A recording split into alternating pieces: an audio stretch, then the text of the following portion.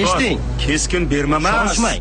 Bugun bolangizni qo'liga agar bolada endi o'ynasinda deb smartfonni bemalol tutayotgan bo'lsangiz, siz bolangizni ruhan va ma'nan o'lishiga sabab bo'lyapsiz. Men bu borada o'ta keskin gapiraman. Nimaga? Chunki menga har kuni yuzlab SMS yozadigan odamlarning aksariyati bolamga qanday ilm o'rgatsam bo'ladi, boshini telefondan ko'tarmayapti. Bolamga qanday izn berma qo'liga telefonni. Yo'q, eshiting, keskin bermamas.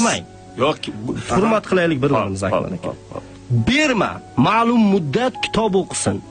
Beradigan payting boshida turib ber. Nazoratsiz qoldirma. Bugun atrof muhit, bugun dunyo shunchalik darajada jirkanch bo'lib ketgan, bolangizni 2 minutayoq o'zgartirib tarbiyasini buzib qo'yadigan jamoalar deysizmi, vaynerlar deysizmi, odamlar deysizmi tiqilib yotibdi. Orzuying nima deb men qo'shimni bolalardan so'rasam, vayner bo'lish degan. Mana sizga kerakmi zamonaviy bolalar? Agar siz nazorat qilmadingizmi, nazorat qiladiganlar mana uni ichidan turib nazorat qiladiganlar paydo bo'ladi. Albatta. Berish kerak. Lekin men aytmoqchi bo'lganim, liberallikda ham chegarasi bor. Agar meni o'g'lim men kelganimda menga men erkinman deb meni erkalatishim natijasida bemalol shunaqalar bor. O'zlari menga olib yuribdi yana.